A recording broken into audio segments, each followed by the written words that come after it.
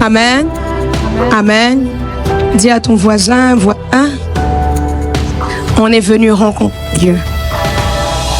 S'il refuse, regarde celui qui est derrière, tu dis voisin, on est venu rencontrer Dieu.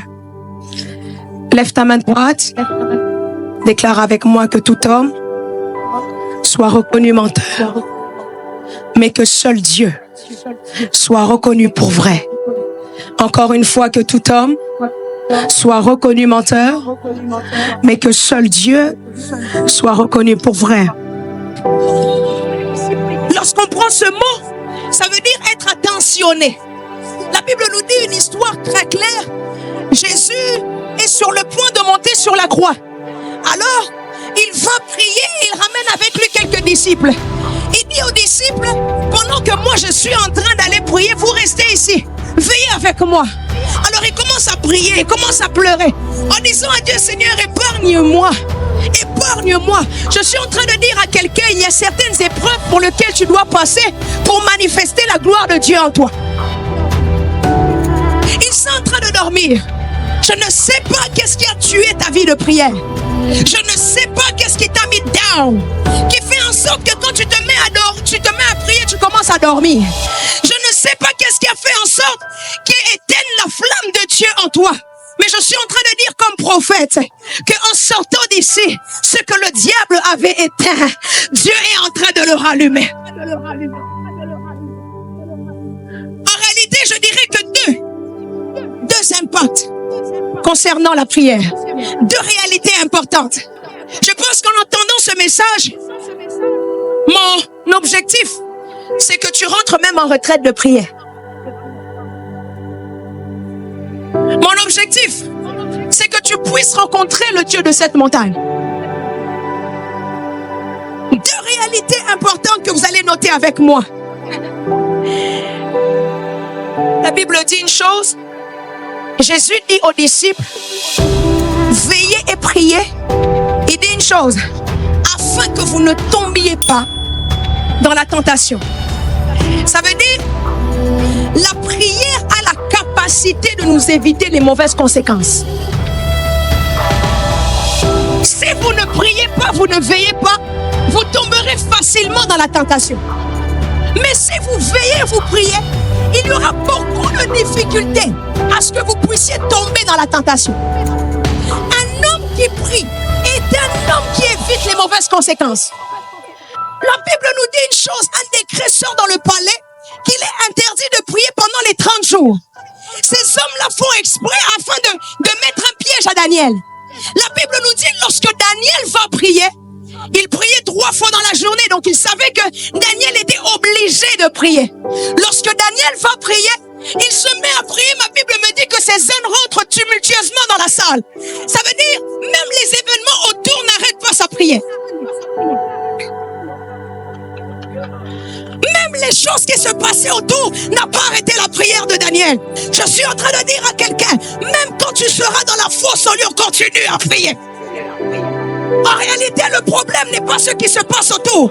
Le problème, c'est lorsque ce qui se passe autour commence à impacter ton être intérieur. C'est pourquoi je comprends que Daniel, dans la fosse au lion, il devait être calme. Pourquoi? Parce que tant que ce qui se passe dehors n'impacte pas dedans, je peux même cohabiter avec vous pendant 1 an. Je suis en train de dire, tu marcheras dans le feu, mais le feu ne va pas te brûler. Parce que ce qui se passe autour ne va pas impacter celui qui est à l'intérieur de toi. Daniel est en train de prier. Mais ce que j'aime dans cette histoire, il dit, il prie comme il priait auparavant. Mais ce qui est bizarre encore dans cette histoire, la Bible nous dit que Daniel ouvre les fenêtres et prie en quelle direction? En direction de Jérusalem. Mais mes amis, lorsque nous lisons dans la Bible, dans le livre de Rois, la Bible nous dit que lorsque comme Salomon finit de construire le temple, il le construit où? À Jérusalem. Il dit une chose à Dieu, lorsque les gens prieront ici, tu devras obligatoirement les exaucer. Daniel a peur, mais il s'accroche sur une alliance. Daniel a peur, il dit moi j'ai peur, mais j'ai besoin que quelqu'un me soutienne en prière. Personne ne prie dans ce pays, mais si je me tourne vers Jérusalem, je serai en alliance avec l'alliance que Salomon. Oh my God, my God, my God. Je suis en train de dire à quelqu'un, il y a des alliances qui ne tombent jamais. Même après des années, il y a des alliances qui n'échouent jamais. Même après des mois et des mois, il y a des alliances qui continuent à crier. Lorsque Daniel prie, sans savoir, il était en train d'être évité que les lions puissent les manger. Sans savoir, il est en train de prier aujourd'hui, mais il ne savait pas que dans quelques jours, il se retrouverait face à face avec un lion. Mais la prière qu'il avait faite avait déjà précédé la situation. Je suis en train de dire à quelqu'un, on ne prie pas seulement pour aujourd'hui, on ne prie pas seulement pour demain, mais on prie aussi pour les années qui sont en train de venir. Je ne sais pas pour qui je suis en train de le dire. Je suis en train de dire, les impacts ne se font pas voir aujourd'hui, mais même les années plus tard, Dieu te dira, un jour tu étais monté à la montagne, tu ne le savais pas, et voici moi je viens de t'exaucer. Je suis en train de voir la prière de quelqu'un être exaucée 1 an plus tard. Oh my God, je suis en train de voir la prière de quelqu'un être exaucée 5 ans plus tard. Si ce n'est pas toi qui feras la prière, je prie que les enfants de tes enfants touchent l'exaucement de ta prière. Je préfère le dire en Lingala.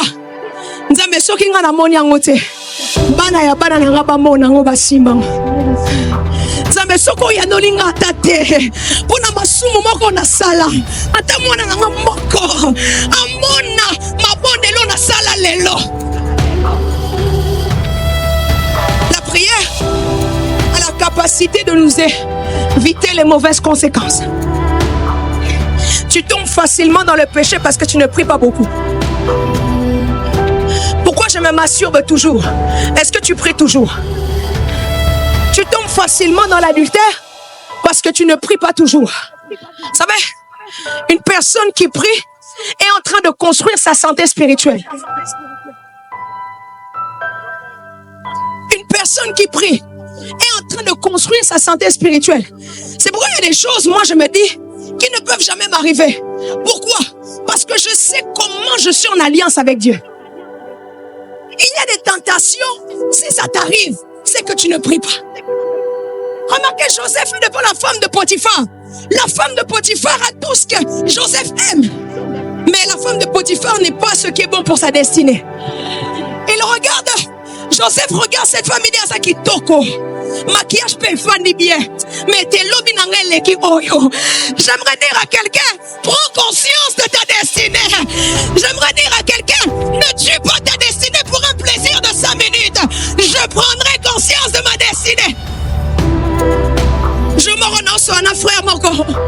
Il dit bah pédé bah combien belé. Après lobby, so bah payé 1 million. Non aussi ma table. J'ai dit le problème est que nous n'avons pas conscience que nos actions d'aujourd'hui peuvent influencer notre destinée de demain. Est-ce que je parle à quelqu'un? Qu'un plaisir de 5 minutes ne tue pas ta destinée. Je préfère courir et que vous gardez le manteau. Même si vous gardez le manteau, ça veut dire que dans ma destinée, j'aurai un nouveau manteau. Mais je ne poserai pas cet acte-là devant Dieu. Il y a des gens qui tombent dans le péché, ils regardent gauche et droite, ils voient qu'il n'y a personne. Mais au-dessus, il y a quelqu'un. Au-dessus, il y a quelqu'un. Un homme de Dieu un jour m'a dit, Pasteur Grâce, la longévité du ministère est due à l'intégrité que tu auras. Il y a des gens, le péché n'est pas écrit sur le front, ma sœur. Lorsque tu fourniques, ce n'est pas écrit. Mais laisse-moi te dire, maintenant on ne le voit pas, mais on le verra plus tard. Je crois que notre génération sera une génération que Dieu rendra riche sans compromission.